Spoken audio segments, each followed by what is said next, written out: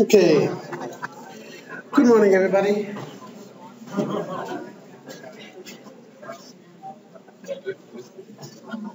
All right.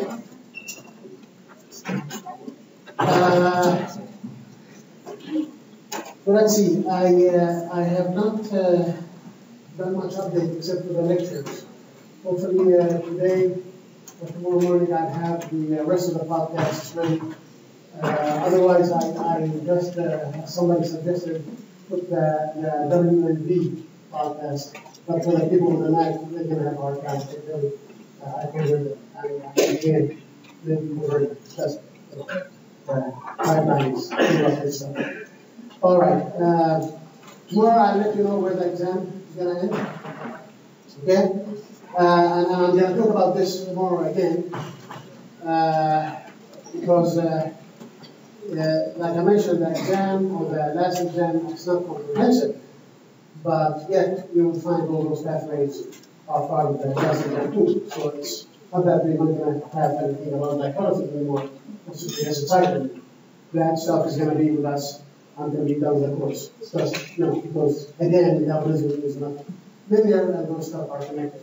So the only thing that will be excluded is probably these little subtleties about each pathway, like controls, like stuff like that. But otherwise, the concept of the pathways will be with us, fortunately or unfortunately, how to think about it, until the end of that course. Because again, metabolism is infinite. So that is one thing.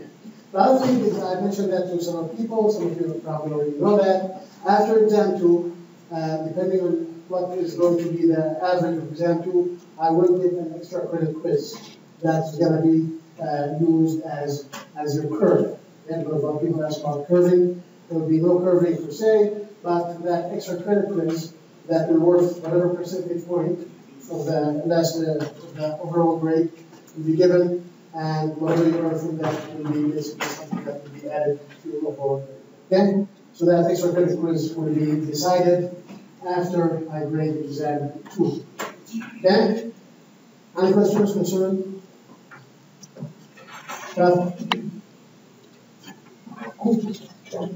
All right. So today we're going to actually start going to the other macromolecules after we're done with carbohydrates. So of course we are going to do this review here with the pentose phosphate pathway, and then we're going to continue to glycogen metabolism and fatty acid metabolism. And we'll see how far we can go. All right. So first of all, of course, yesterday was the pentose phosphate pathway. Remember the pentose phosphate pathway as the pathway that everybody can do, us and the plants. And that pathway basically does what? Provide us with two very important things. The reducing power for synthesis, and that's NADPH. Okay, that which one's NADPH. And also it provides us with pentose, and that's ribose and ribulose. And so based on that, we split the pentose phosphate pathway into two stages, oxidative and non-oxidative. Oxidative and interconversion. And we drew a parallel yesterday between the interconversion of the pentose phosphate pathway and the Calvin cycle. There was interconversion in both of them. And of course, at that point, we were introduced to 3 fantastic enzymes that do these interconversions.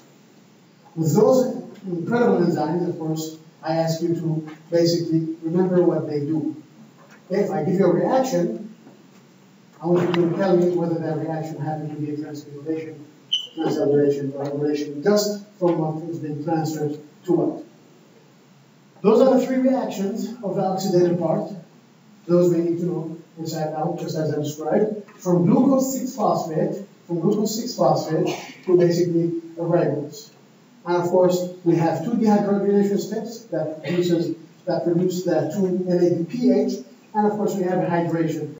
And we mentioned, of course, that oxidation, hydration, oxidation motif which we have seen in citric acid cycle. And we will still see again when we talk about beta oxidation. Oxidation, hydration, oxidation, dehydrogenation, hydration, dehydrogenation, they're the same. Okay? And here are the reactions and reactants. The transkinases and aldolases, those we mentioned, of course, in details. So first of all, let me remove this. This is really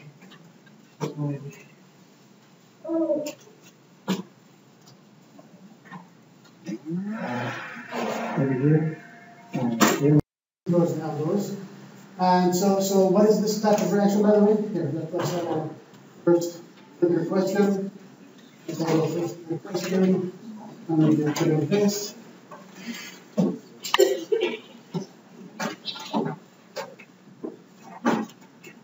All right. What is this type of reaction?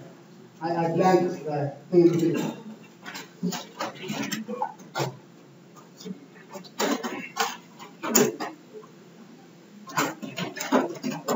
What's being transferred to what?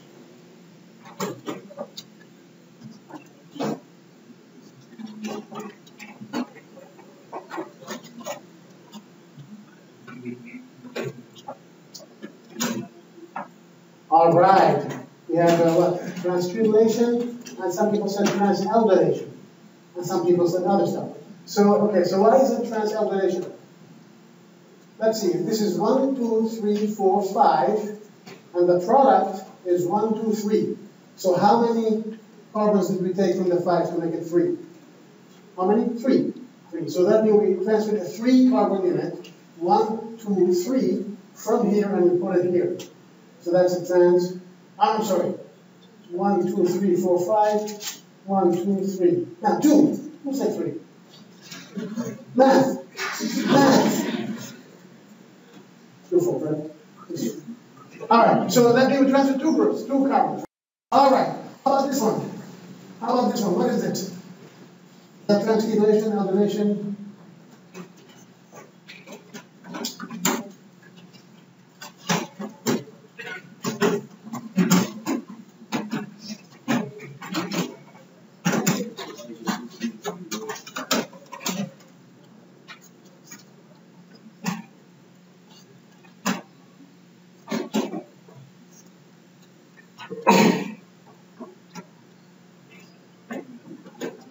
So what is that? That is the transaldolation. 3 carbon units. Ketones. It's a ketone group, but 3 carbon ketone. All right.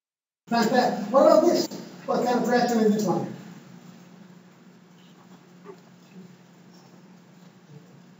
Of course, all those sugars, by the way, we need to recognize anyway because they are part of the monosaccharides that we covered. So that is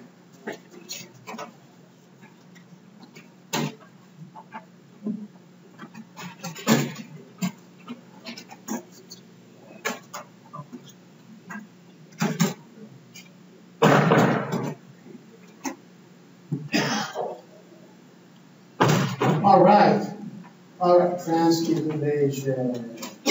Again, because we transferred how many groups? How many carbons? 2. Oh, that's fantastic. We talked about something very important.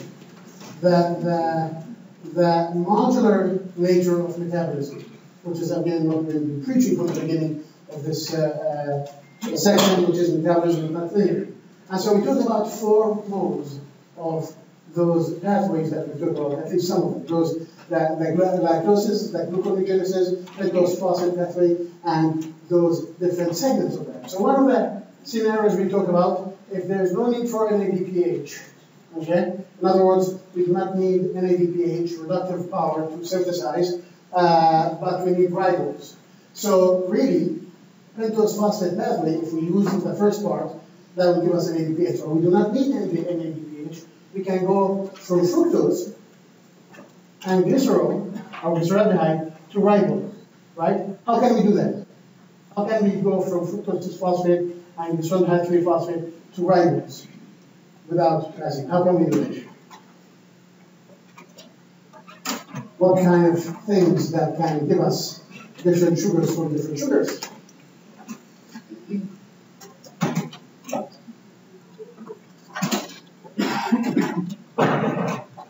We just need the ribose, we do not need that ADPH. So we definitely don't need to go to the oxidative part of pentose phosphate ethylene. But we need the ribose. Now we know new way to make ribose. What is that? Aha! That is actually a combination of transcarbonation and translation. See how magical this thing is? Transcarbonation, translation. We can make any sugar from any sugar. Alright? So you're right. We can go through glucose 6-phosphate. Instead of going to glucose 6-phosphate, the protein is, we can go through the beginning of the glycolytic part, right? The glycolysis, and we will be producing fructose and glycerol 3-phosphate. Then we can use those two and have them go through the transcarbonation transalkylation reaction.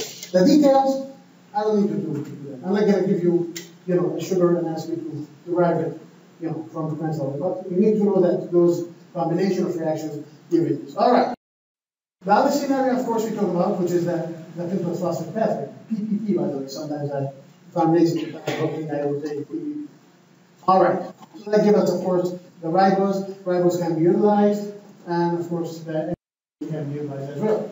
This scenario, which is the need for NADPH, but we do not need ribose. But of course, when we use the pentose phosphate pathway, the oxidative part, you will get that NADPH, and we'll end up with ribose. All right? So, but we don't need the ribose. What can we do with the ribose? We can go to glycolysis. What kind of reaction will take us from ribose to fructose 6-phosphate and glycerol 3-phosphate?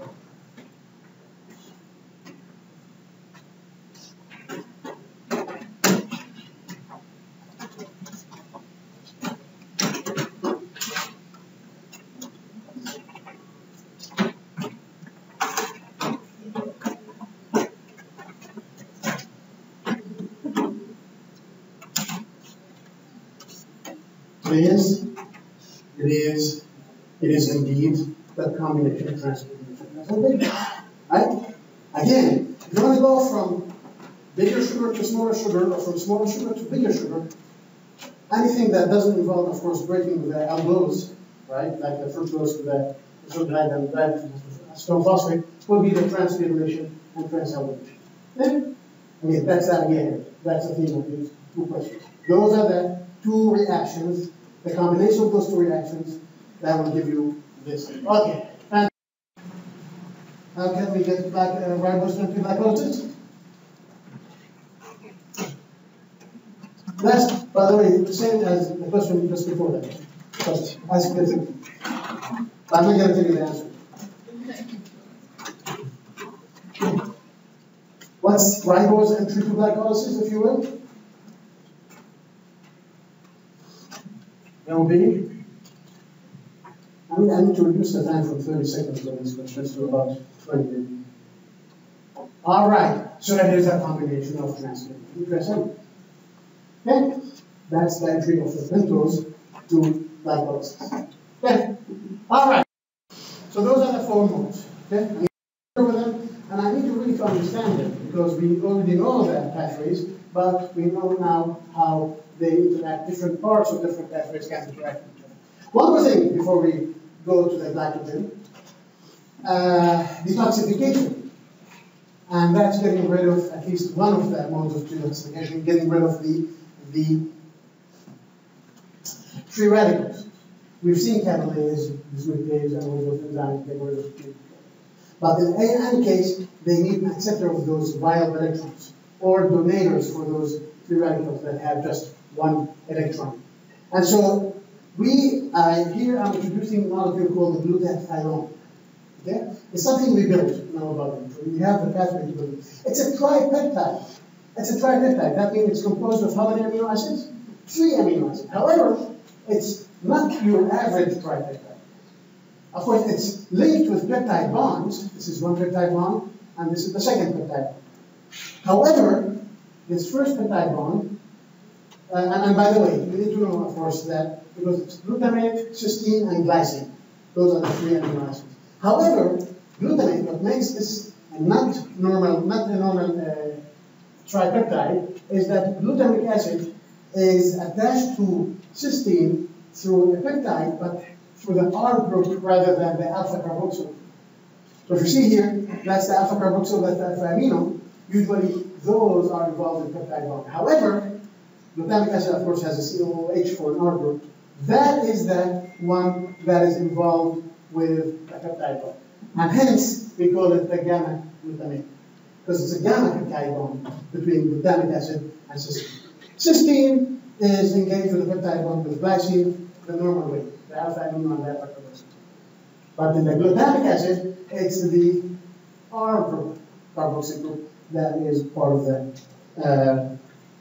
peptide bond. Does that make sense? Is that clear? Do you have a question about this one? You think we need to draw it? No? Maybe? Can you draw it? Silence.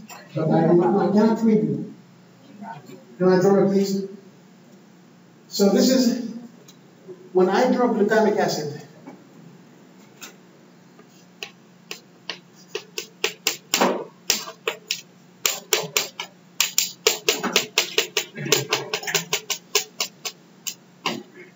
glutamic acid.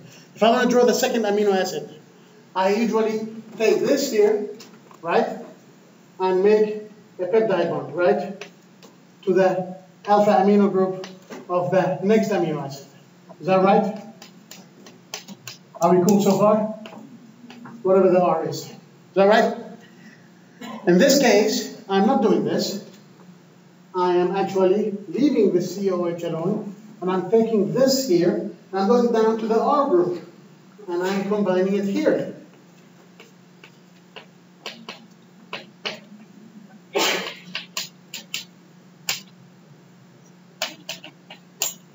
Does that make sense? What I just did? If you can see it. Can you see it now? Can you see it now? I have no idea who designed these things. How about now? Can you see it now? Of course you can't see it anymore. But they can see it. Does that make sense? Do you see how I did this peptide bond? Through the R group. It's still carboxyl and NH, but it's the R group still. Alright, so this is glutathione. So what is unique about glutathione? Okay? Let's see, let me draw it another way here. Here's the other way. This is the same exact thing. Basically, this is your glutamate with that R group attached to the cysteine and what does it have? The SH. You remember a molecule that we talked about before that has an SH that reduces disulfide bonds and proteins? What is it called? What was it? It says what? Cysteine? Yeah, but what's the compound that we use in protein? It's beta-mercaptan. That's right. It has the same exact thing. So when this is used to reduce and gives us actually this double. So when glutathione wants to get rid of a free radical, it has to donate it, it has to reduce it, and what's going to happen to glutathione will be oxidized. Having two glutathiones together, and we have a disulfide bridge between them. Okay? That's called GSSH, the disulfide glutathione, the oxidized glutathione, two molecules. Okay? Now this is very important. This is very important because it happens all the time, and we always need glutathione. It's not an essential part of our diet because we can make it in our body, thankfully. So we can make this. We have an enzyme actually, glutathione synthase. It's a two-enzyme system that one makes this very unique peptide bond, and then the last one is glutathione synthase that makes it. But we don't have to worry. Just glutathione. Okay? So this is what happened. So now, let's say we did the detoxification. We reduced the free radical. It's water, for example, if it's a peroxide kind of thing. Now we have GSSH, GSSH, right? Not GSH, GSSH. So now, how can we, well, and then another free radical comes. What do we have to do with this? We have to regenerate it. We have to reduce it again. We have to get glutathione again as two molecules in order to reduce the second attack from another free radical. Is that right? Does that make sense? All right. So the regeneration. This enzyme, which we need to know, is glutathione reductase, which reduces the oxidized form of glutathione and give us 2 molecules of glutathione. Those are ready now to go and attack another free radical to neutralize. Does that make sense? Now here is the question, as a advocate, who will give the reduced, the oxidized form of glutathione electrons? Where can they get those electrons from to be regenerated? An electron carrier. Who's that electron carrier? Since we're talking about pentose phosphate pathway, you think? An ADPA. Absolutely. An ADPA. And that's why pentose phosphate pathway, in addition to its biosynthetic aspects that help us, it also is very important for detoxification. Having any of those enzymes in the pentose phosphate pathway screwed up will actually cause accumulation of free radicals that ultimately can cause types of cancer depending on what they attack. Alright? So we need NADPH not only for synthesis, but for recycling of glutathione in order to detoxify more. Is that cool? That concept? Makes sense? Very clear, right? I'm hoping it's very clear. Is it clear? Do you have questions about it? Alright. Back to glycogen metabolism. Now this also is going to be semi-review part. Yeah, that's good news because you know most of the stuff. But let's review before we go through the clicker review part of this part of the course. Some stuff we knew about glycogen and starch. Yeah, we're not going to talk about cellulose. Why are we not going to talk about cellulose in metabolism? Because we're going to eat it and it's going to go out just as it came in. We're not going to digest anything of it. Okay, the only body that can digest it in our body is probably our microflora. But we cannot digest it. Why? Because we cannot break what? The beta. We don't have enzymes to break beta. So we're going to focus on what we can break. And so starch is made where? Who makes starch? Do we make starch? No. Plants make starch. Right? So we can't take that. But we can make glycogen. Okay? Plus whatever we eat, of course, not. So we can make it. So we're going to be focused on the alpha glycosidic bonds between different glucose molecules because they're all glucose, polymers of glucose. Okay? So here we go. Let's go to plants. Plants starch biosynthesis starts from glucose 1-phosphate. Starts from glucose 1-phosphate.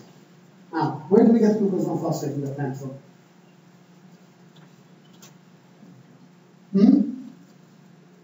What? No. Carbon fixation? Carbon cycle? Is that what you mean? Yes, that's right. Carbon cycle. Photosynthesis plus carbon cycle give us glucose. Remember? We can go all through all the way through the fructose, glucose. So that's how plants actually store their starch. So glucose 1-phosphate. Now here is what happened to glucose 1-phosphate. It's converted, the glucose moiety is transferred from glucose 1-phosphate to ATP to make ADP glucose. ATP glucose. So it's a nucleotide activated glucose. Here's the enzyme, of course, the transferase. And then through the amazing job of starch synthase enzyme and a branching enzyme, okay, we will make those alpha 1,4s and alpha 1,6. What is a branching enzyme? Anybody can venture a guess? Branching enzyme for starch synthesis? The one that what? Big branches. Big branches, which are what kind of bonds? Alpha what? 1,6. So branching enzyme in the polymer, very good by the way, makes alpha 1,6 bonds. Okay? Otherwise, starch synthase will make the alpha 1,4. That's the main chain. The branches will be the 1,6. So the combination of both of those enzymes will give us a starch. Alright? That is mainly, of course, alpha 1,4 linkages. And then if you want to make a myelopectin, then we can branch it every 30 or so. Okay? Very simple. Very simple. But what happened to glucose again? We got activated with what? ADP, right? ADP. Okay, what about in animal cells? In animal cells, what do we activate glucose with usually? Which one of those? Do we activate with ADP as well? We have another glucose molecule that's activated with something else, usually in us. In plants, we see ADP. What do we use in us?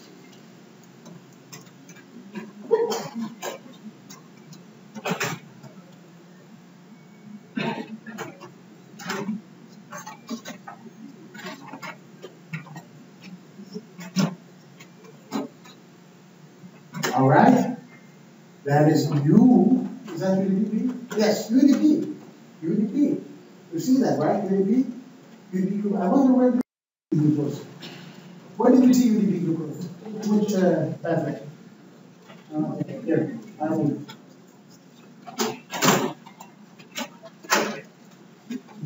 Notice I'm trying to keep things linked so we can keep thinking of this whole thing. UDP glucose. How is the answer going?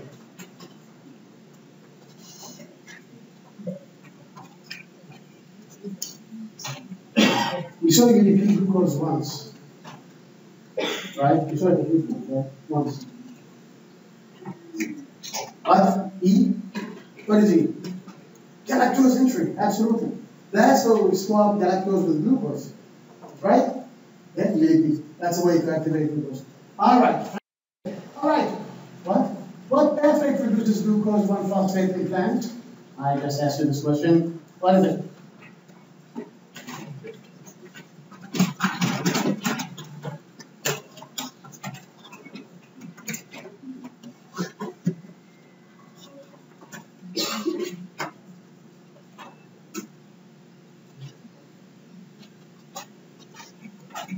Let's see, what pathway? Did they? Have a second? That's right. Just say it, right? Somebody here said it. Yes, that was it. He said it. That's right. All right. Calvin cycle. Amazing. All right. So now let's go to glucose. Glucose, again, has more branches, right? Has more frequency of alpha-1,6. It would happen every about 10 or so glucose moieties. All right. So obviously, for us to build the glucose, we're going to have to build it this way. To degrade it, we have also to degrade it and take in consideration the fact that we have a 1,6 branch. All right. So the catabolism, which is the building of glucose, right? The catabolism building was destroying. Anabolism is that. The catabolism will take glycogen and you will break it. Usually, this is the overview of the catabolism of glycogen. When we break it, we're going to end up mostly, and I'm putting 2 lines under the word mostly, glucose 1-phosphate. And then glycogen needs to be remodeled. That's the opposite of branching. Remodeled. Remodeled means we need to change the positions of those alpha-1,6s. We need to change the position of alpha-1,6s because alpha-1,6s cannot be digested by the regular enzyme breaking the glycogen. And then eventually we convert it into glucose 6-phosphate, and of course we are familiar with all those states. Are we? Glycolysis, feeding energy, free glucose, that's from the bloodstream if somebody other tissues need it. And of course pentose phosphate pathway if we need that, ribolysis or something. Okay? So here's what happened. Glycogen, the enzyme, the main enzyme, glycogen phosphorylase. Glycogen phosphorylase breaks only alpha-1,4 glycosylated. It cannot break alpha-1,6. To break alpha-1,6, we need to remodel the glycogen. We need to remodel it in order to do something about it. Okay, glucose 6-phosphate is the aim. Oops. Okay, what is this enzyme? Quickly, what is this enzyme? Glucose 1-phosphate. Which enzyme does that? Because we get glucose 1-phosphate from glycogen phosphorylase. And that eventually converted to glucose 6-phosphate. What enzyme converts 1-phosphate to 6-phosphate?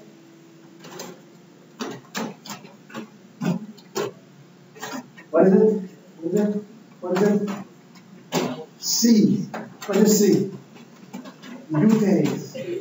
Mutation, right? Mutation is the action of changing the position of a group from one carbon atom to another. All right. So glucose 6-phosphate is our goal. And again, we go to glycolysis, we go to glucose, to the bloodstream. Usually liver does that, right? To give other tissues. And pentose phosphate pathways. Here, we have another question. What is the major product again of pentose phosphate pathways? The only reason we do pentose phosphate pathway for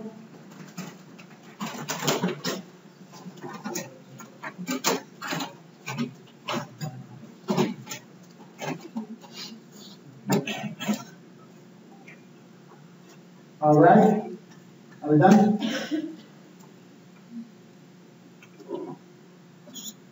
That's the result so far. D. See, like everybody is going for D. Now, what is D? That's A and B. What is A and B? NADPH and ribose, right? Ribose, that's right. The introses and the all right. So that's fantastic. Now, what enzyme, here's the question, what enzyme produces free glucose from glucose 6-phosphate? What enzyme does that?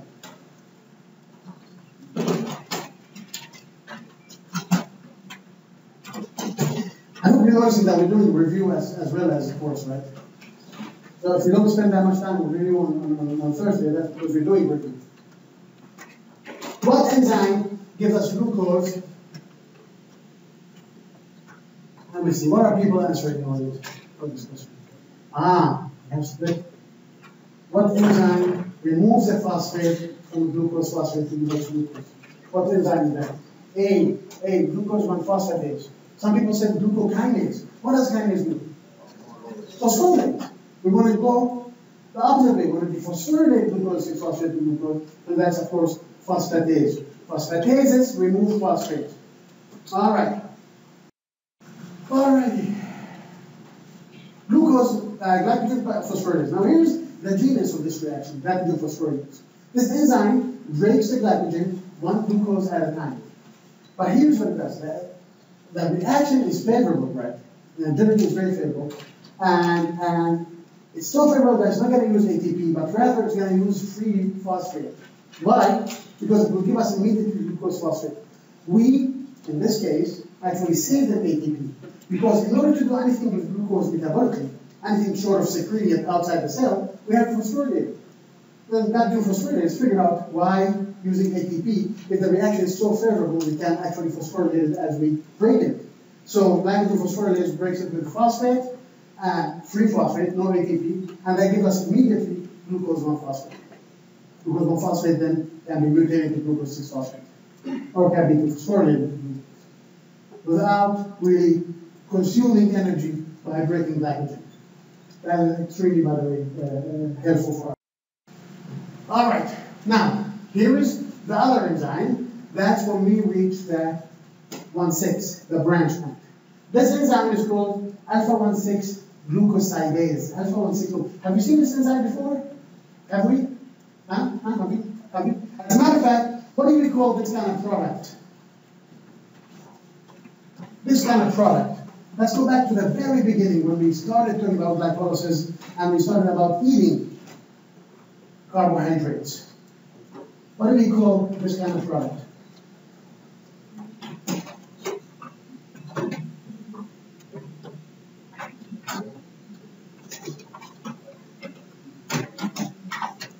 Let me say here.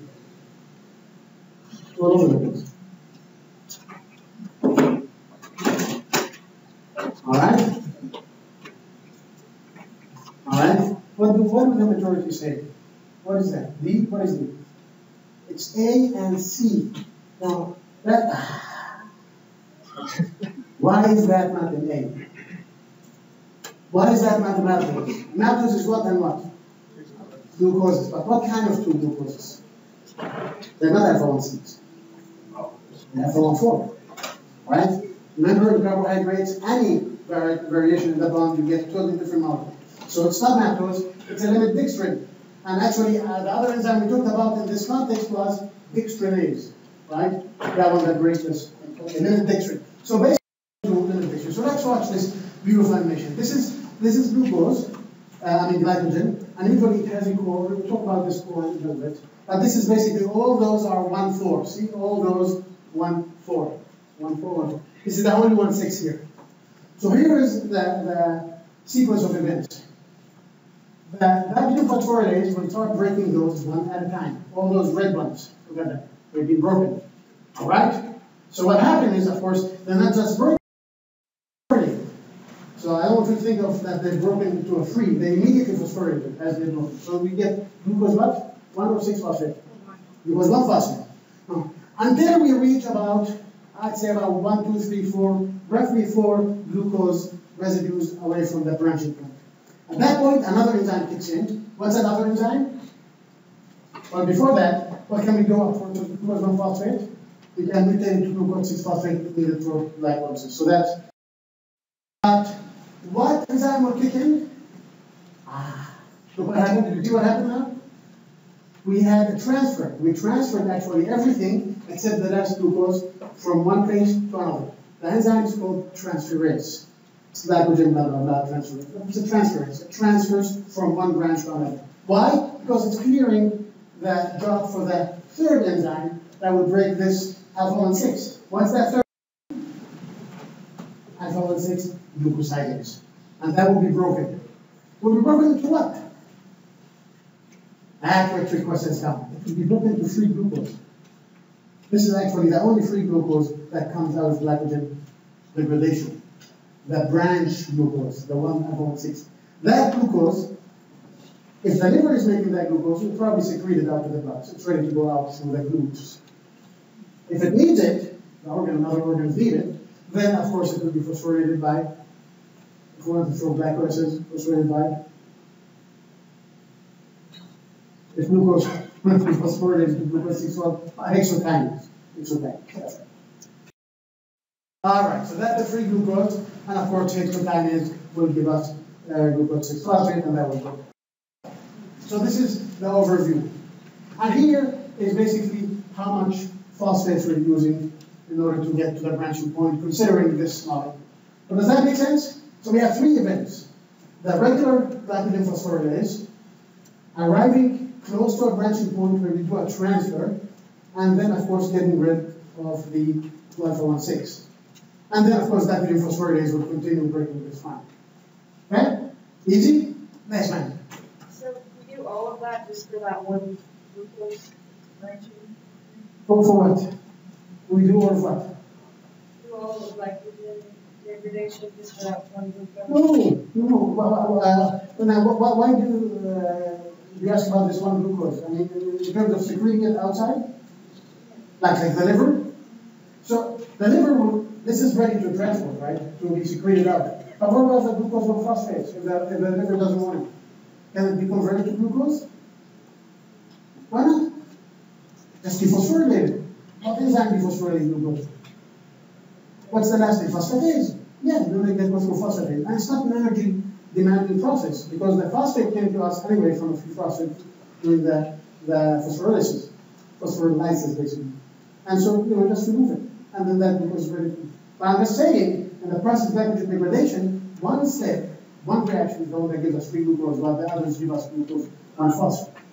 But that glucose can be done whatever, we can manipulate it any way we want to. We can mutate it into 6-phosphate, we can phosphorylate it, and that glucose, that we can phosphorylate it, but we can secrete it. I mean, we have so many possibilities at that point. Yeah, I think you just said something about that one thing. Yeah, so that glucose can be, I just meant that glucose can be simply secreted without any further, that particular molecule of glucose. But the others have to be converted if they want to be secreted by dephosphorylating. Make sense? Cool. Other questions? Yes, ma'am.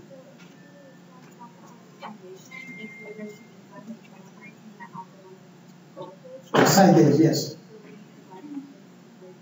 Alpha-1,6. Yes, that's the one that hydrolyzes it. Hydrolyze it and give us free glucose. Which one? This one? These? No, this is removed by glycosidase, right? What about those? How are those going to be removed one at a time? What's the enzyme going to break it? Glycogen phosphorylase. The same enzyme that started breaking here. Okay. So glycogen phosphorylase will do all the alpha-1,4s. The only reason glycogen phosphorylase cannot go beyond this because it detects there is an alpha-1,6. So it has to stop. It cannot go anymore. Hence, transferase will make it easy for that glycogen phosphorylase and remove this to here, right?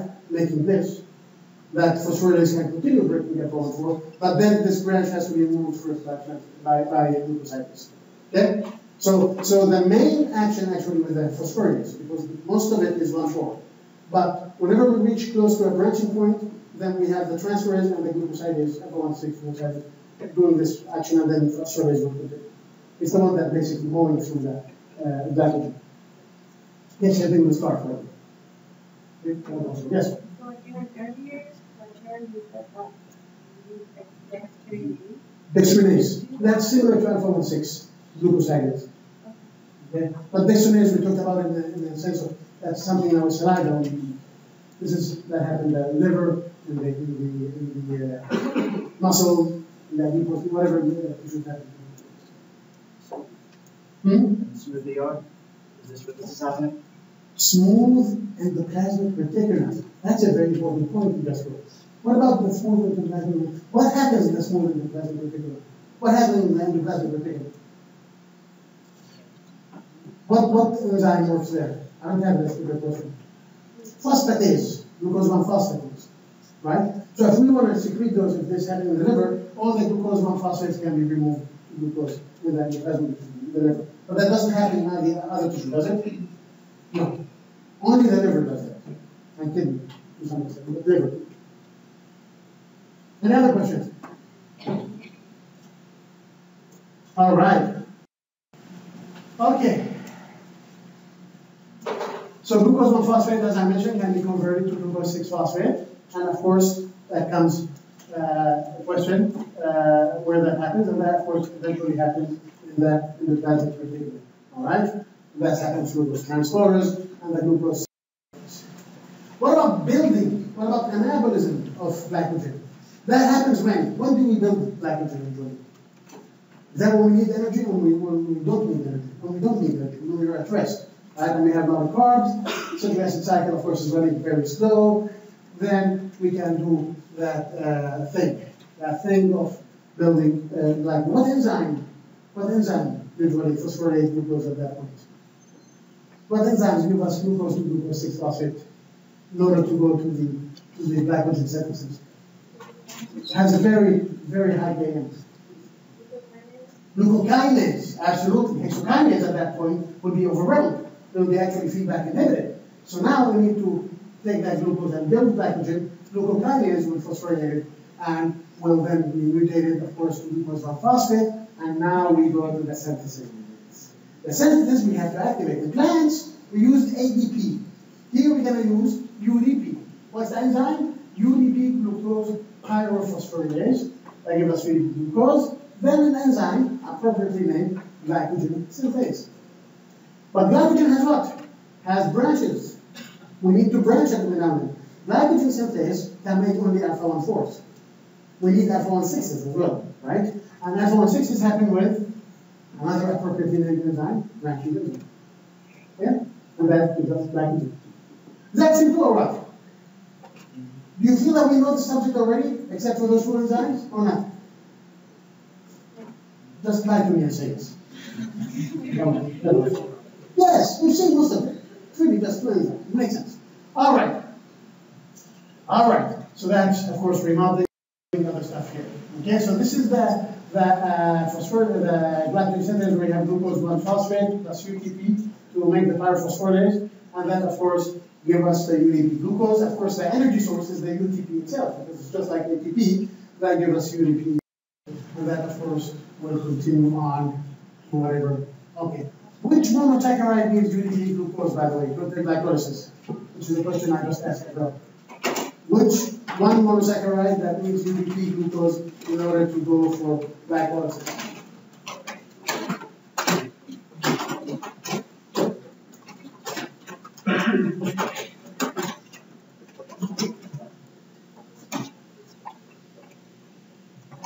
All right. Everybody does answer. Okay, at least we have one answer here. B, still B. It is B, that's right. It is galactose. It is galactose, right? Again, and goes in. All right? So here's something very interesting, that UDP glucose then can be simply attached to an existing glycogen, right? And then you will just simply attach it, and UDP will be kicked out, and glucose will go in and join its friends with the glycogen. All right. Now, there is one similarity between glycogen polymerization and DNA polymerization. DNA polymerase, if you remember, in order to build another DNA strand, what does it need? It needs a primer. glycogen synthase need a primer as well. Okay? A primer means it has to build on something that already exists in order to build on it. All right, and that's usually a little bit of glycogen, with some alpha-1,6s, right? In order for glycogen synthase to be. The enzyme that synthesizes primer is called glycosyl transferase or glycogen. Glycogen, right? It builds a primer, which basically is the core. That the glycogen is the core, and you have glucose alpha-1,4s coming from it, branching from that little sphere in the middle. It's a very beautiful shape. Okay, see that? There's glycogen in the middle, and all that glucose. Right? There's glycogen, right? And then all that is coming out of it. Glycogen synthase will build with that. It's like a beautiful tree. Now, what is the advantage of having this shape? Why isn't this elaborate tree rather than just a single strand like say cellulose? Why is it like this? Does this give us advantage or not? Why would that be advantageous? It will give us advantage. Why? Huh? Surface area, multiple access. If we need glucose very fast, if glycogen phosphorylase is going to break one glucose at a time, that's all it has. But here, it can go through all those, and get pulses of glucose coming out from this glycogen just by having all these access areas. Right? So it's a very genius way of storing glycogen glucose as well, because it is ready to dispense. All right. So what do you guys think of glycogen? Amazing, amazing. The battery of enzymes involved in maintaining glycogen and disposing of it as soon as we need it was amazing. And that all happened on cue. As soon as we need it, those enzymes spring into action. Those enzymes spring into action. There's something I didn't mention here that I will talk about tomorrow. What do you think that thing that I didn't mention is?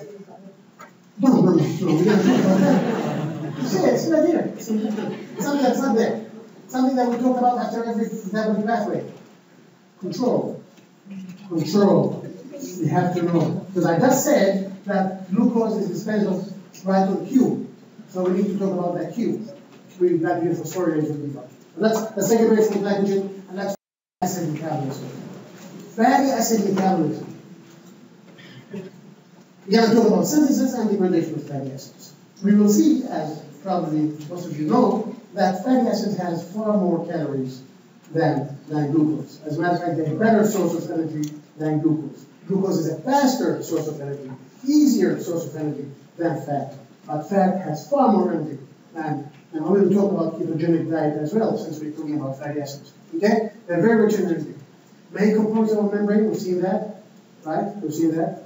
We've seen different, of course, fatty acids. We're going to talk about, of course, the fatty acids themselves, right? The fatty acids. I'm not going to talk about cholesterol, sphingosine, and stuff like that. Just the triglycerides.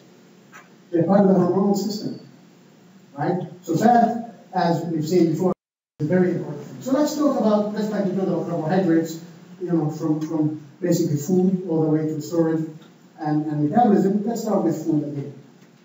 Okay, fatty food. What do we do with fatty food? We eat it. It goes in. Fat, as we know, is not soluble. Everything in our stomach and our duodenum and our intestines is aqueous environment. Okay? So we need to make sure we can dissolve this fat in order to have the enzymes access it and break it and do whatever it needs to do with it. Otherwise, it will never do that because of the hydrophobic effect. They don't like to be in aqueous. So part of the genius solution for this is what we call emulsification. And that's through bile salts. This is one of the bile salts, by the way. It's called glycogen. What does it look like? Does it look like cholesterol? Right? From afar, it looks like cholesterol. Most of them are like this. They have hydrophobic, so it's hydrophobic, and they have a hydrophilic forward part. Okay? So that will interact with fat, and that will interact with the aqueous environment, emulsifying them, allowing them actually to be dissolved and have access to different systems, as we will see. So that is right here from the gallbladder. It's made. We make it. We need fat to make glycogen. We need fat to dissolve fat, so to speak. So that is made right here in that. That's why for people that remove their gallbladders because of infection, they're not as efficient in digesting fat. Okay? That doesn't mean they will become thin overnight because we got rid of it. Because I got rid of it myself, and it didn't help. But nevertheless, you will have less of that. okay, because we remove that gallbladder. All right, so what happens? We usually eat fat as triglycerides. Triglycerides are glycerol with 3 fatty acids attached to the 3 carbons. Fatty acids with glycerol, triglycerides. Okay? Similar to phospholipids, except phospholipids have only 2 carbons with fatty acids, and then the third one has a phosphate, right? Hence phospholipid. Triglyceride is the entire glycerol is esterified with, here it is, here's glycerol, 1, 2, 3 carbons, and here's fatty acid number 1, number 2, number 3. Ester bond, triglyceride. That's what doctors check when they ask you for blood test. How much triglycerides do you have in your bloodstream? Too much is not good. So what happens here, once we eat it emulsified and want to process it, we need to absorb it. Cells will not absorb fat because simply there is no interface between them. The only interface is by breaking it and emulsifying it. Part of that system is a collection of enzymes they're called lipases. Lipases are enzymes that break fatty acids from glycerol. Lipase, and that's what it does. It's a bit of a dance because we're going to have to break, reassemble until we store them. So this is what happens first. Triglycerols go through lipases, and they give us 2 fatty acids. This one's chopped, and will leave us with monoacylglycerol. So basically, we'll leave 1 glycerol with a fatty acid, and the other 2 free fatty acids. And that actually now, in this form, can be absorbed by the intestines. We can absorb it. Yeah, translate. They go in, and they immediately after they go into the intestines, they reassemble to triglycerides. Because triglycerides are easy to deal with. It's 1 unit that packages it all. All right? Now, once we got it in the intestines, we need to export it. We need to export it to the blood system, to our circulatory system, because some tissues will need it, and if no tissues will need it, we'll store it. It's not going to go to waste. And that usually goes through the lymph system, and then of course it can diffuse to the circulatory blood system. To package it, remember again they don't dissolve. To package it, we package it in what we call lipoproteins. Now we might talk about this towards the end of the semester, in 2 weeks. Basically, they are packaged into something that is soluble. It's similar to that emulsification with the gallbladder stuff, but here with lipoproteins. These are spheres that in their core, these balls, in their core have the fatty acid, very heavy. On the surface of the sphere, we have stuff that can interact with the environment, the aqueous environment, and interact with different enzymes, different receptors, different transporters, etc. This basically is a suitcase that we package inside it that fatty molecules, and we then can transport it through blood. This can go through blood. Fatty acids cannot go through blood because it's not soluble, right? We're aggregate. It would be a problem. As a matter of fact, part of the problem is, coronary heart disease. We have to always keep it soluble. If you have a lot of this, by the way, it does the same thing because it's a very big molecule. And you have here lipoproteins. So it's a membrane that is in a spherical kind of shape, right? That has the fatty acid in it, and you have those different proteins. Those are different signal proteins. Those are not just proteins they're decorated, but rather to interact with different cells, depending on where they're going to go. They will attach to receptors and transporters to getting in.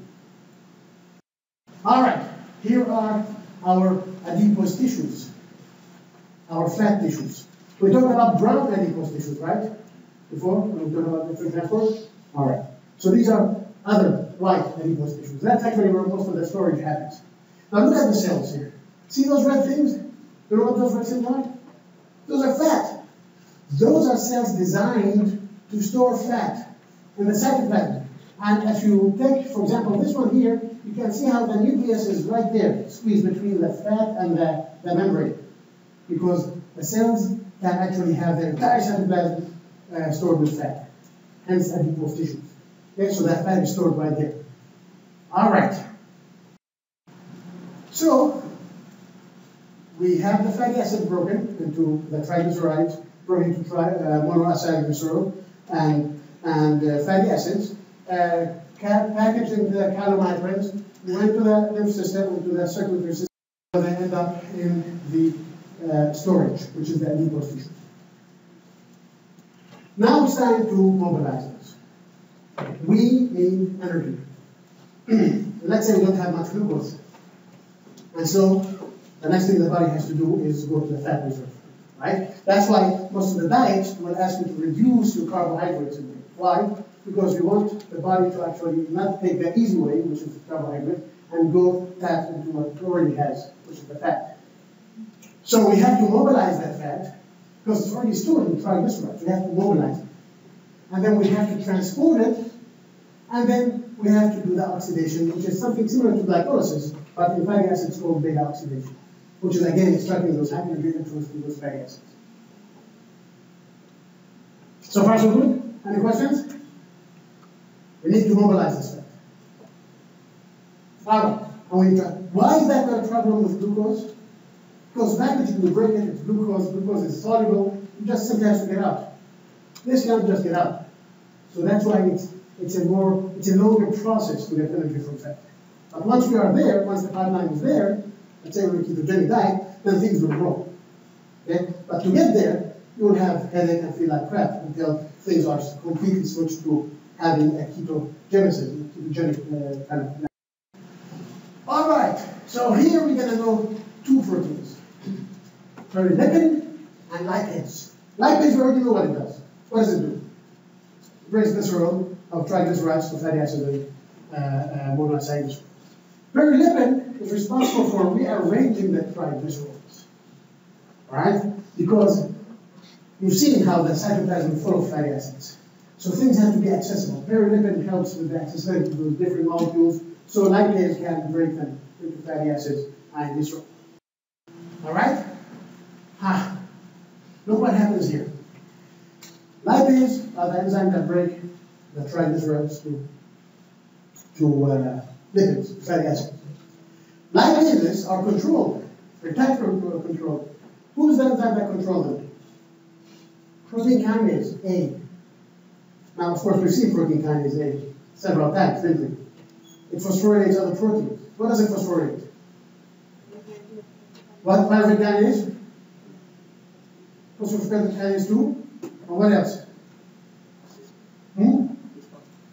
That's PFK2. That's right. There's one more enzyme. The entry to citric acid cycle. Pyruvate dihydrogenase complex? No. Pyruvate dihydrogenase complex, is that right? It's phosphorylated, but not by protein kinase, by its own kinase. Right? Okay. Let's just keep things here. But protein kinase actually, when it works on pyruvate kinase and PFK2, it will work as well on triglycerol lipase. Okay? And what's it doing when it's phosphorylated? It's green. Green means active. So it's activating it. Okay? But what does it do to pyruvate kinase? Does it activate it or inactivate it? Phosphorylation activates it. And activates it while the lipid goes on. Glycolysis slows down, lipid metabolism goes up. Right? If you have energy from one, why have the energy from the other? Again, you need to say it. Alright, so protein kinase. Now look at this, we'll talk about this later. Look at this here. This is a receptor, there's a hormone here, okay, know about some of them, that actually make what we call here a cascade reaction. Any hormone that's on the outside needs to get the message to the inside. Hormone don't get inside visually, so they need somebody that will take this message and tell the protein kinase to do its job, and that's usually through what we call a second or secondary messenger. Talk about that later. In this case, it's cyclic AMP that goes to many proteins, including protein kinase, activating it, and then protein kinase will do it. But it's a cascade because one molecule of cyclic AMP will activate, say, 10 molecules of protein kinase that will activate 1,000 molecules of triglycerol kinase, etc., etc. Cascade. It's amplification. We call it amplification of the message. But anyway, so here is another example of covalent modification to activate an enzyme. It's called phosphorylation of lipase. Here is our triglyceride. Here is our final action in the adipose tissue by lipase, which is a glycerol and 3 fatty acid molecules. From one molecule of triglycerides, we get 1 molecule of glycerol and 3 molecules of fatty acids, different lengths. Okay? All right. Glycerol and 3 fatty acids. Okay? And I will show you how things because that makes perfect sense. Glycerol. What's the fate of glycerol? What is usually the fate of glycerol? What can you convert glycerol to?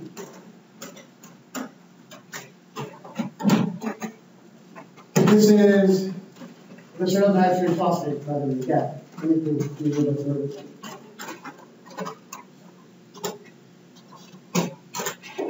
What are you guys answering so far?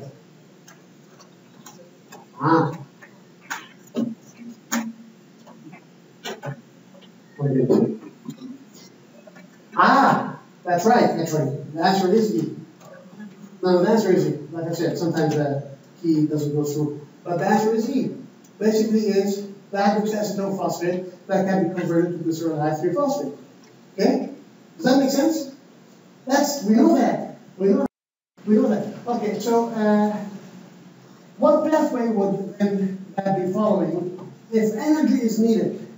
If we need energy, further energy, what do we do with glycerol? Where does it go? Can glycerol enter glycolysis? Can it enter gluconeogenesis? Can it enter beta oxidation or Calvin cycle? We need energy, then we need ATP. We need ATP. But then I'll tell you why this question is stupid anyway. But if we need energy, where do we go?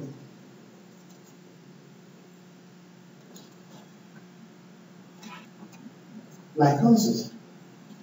Can we make energy from gluconeogenesis? No, we need to put more energy in that in order to make glucose, right? We need actually, well, what, 4 ATPs? 6 ATPs. 6 equivalent ATPs. So you're right. If we need energy, we go to glycerol high-3 phosphate. Glycerol high-3 phosphate then can go down to 1,3-phosphoglycerate, 3-phosphoglycerate, and so on and so forth until we get to pyruvate, making ATP in the process. Okay? So if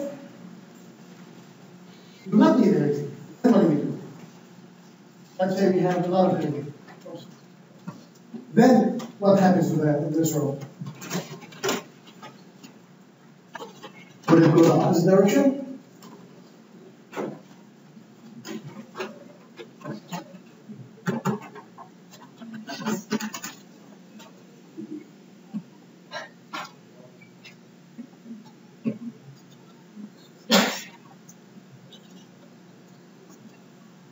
All right. So we would go, obviously, the opposite direction. We would go to gluconeogenesis, right? Because we don't need it. Now, why the first question is stupid? Because we're breaking fat to get energy. Why do we go through glycolysis, right? Now, but on the other hand, it's not very stupid because under starvation, some tissues can only use glucose, like the brain. And so while the body can use fat, the brain will prefer glucose. So at that time, that glycerol can be traveling through, can glycerol travel through blood? Is it soluble? It's soluble, right? Small molecule. And then can go to the brain, and the brain can be actually utilized to give us energy. Okay? What about the fatty acids that we just formed? The fatty acids are not soluble, they need to be transferred, and here is our molecule that transferred. This is albumin, one of the most popular proteins in our bodies, in the blood. And we have a lot of it. Look, it's a very general purpose enzyme. It has so many sites, binding sites. See all these? This is where all the fatty acid molecules can bind. So for one albumin, you can have several fatty acids bound to it and wrapped into it. And that travels through the blood. And that will, of course, eventually go to where? To the liver or to whatever that is. Why? In order to go through the beta oxidation. The beta oxidation. That is the equivalent of glycolysis, but for fatty acids. It's not glycolysis. It's called beta oxidation. And of course, glycerol, glycerolide, we just answered, either gluconeogenesis or glycolysis, depending on what tissue and what's the general need in the body. Make sense? Are we cool with that? Fantastic. Fantastic. All right. So glycerol goes to liver cells. Fatty acid will go to here. Let's have a look at. We will leave soon, but let's have a look at the fatty acids. Fatty acid oxidation. It's called beta oxidation. Beta oxidation, and that's going to go all fatty acids on their grade, they give us mostly 90%, 95%, they will give us acetylcoenzyme A. Where did you see acetylcoenzyme A? We've seen it from pyruvate, and acetylcoenzyme A can go into the citric acid cycle. This is why citric acid cycle is our central metabolic pathway.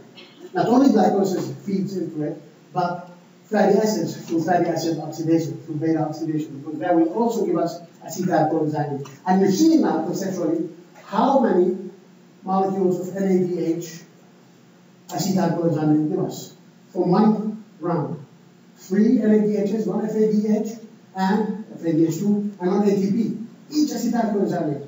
Now let's think about a fatty acid that has 12 carbons. That will give us 6 acetylcoenzyme. See how much energy we can get from there? All right, go home. We'll talk about this tomorrow. Thank you.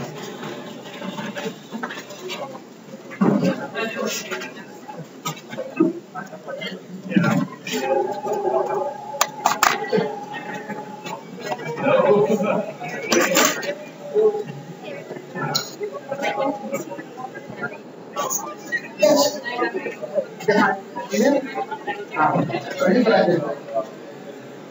Can you wait for a second? What's up? Okay, so the question I'm asking, because I know I understand right here, but like your glucose. So what I'm asking is here, it's saying here's the enzyme, here's the glycogen, and not glucose. So I was wondering if it's the types of that's it. Okay. It's pretty much it. Okay. That's all I wanted to know. I didn't pick that from you. Okay. Okay, I have a question about that. So, Yeah. like, I remember this glycogen alpha triose. That's the one that uses alpha right? Maltodextrin. Okay.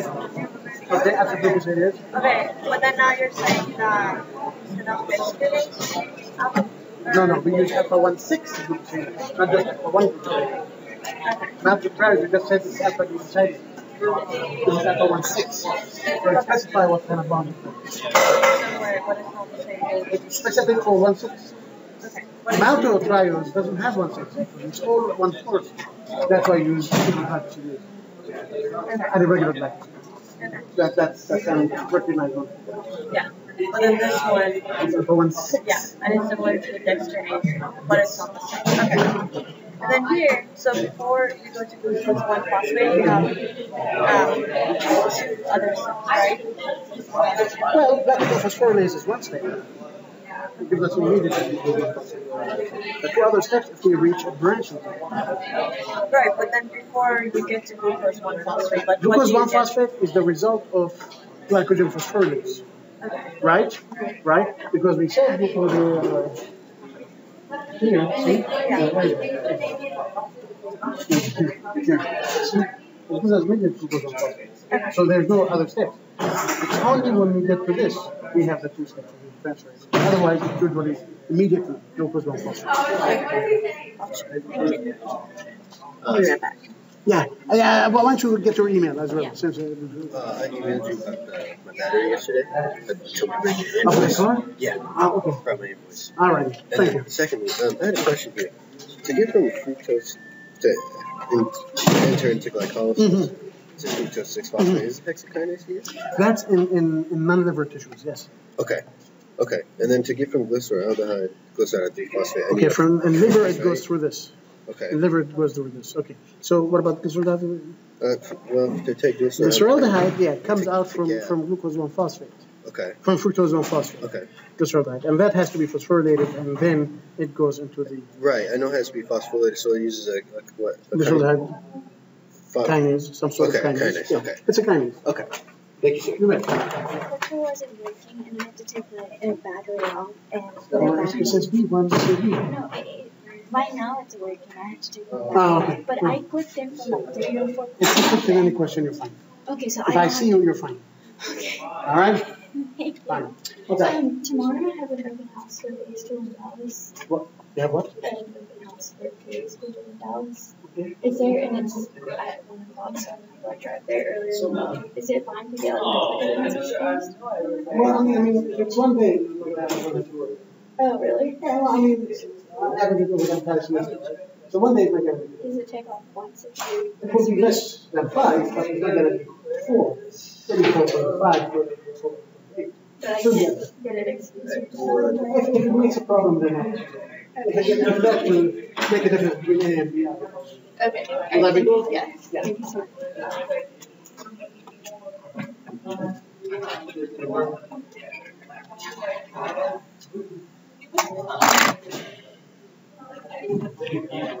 Well,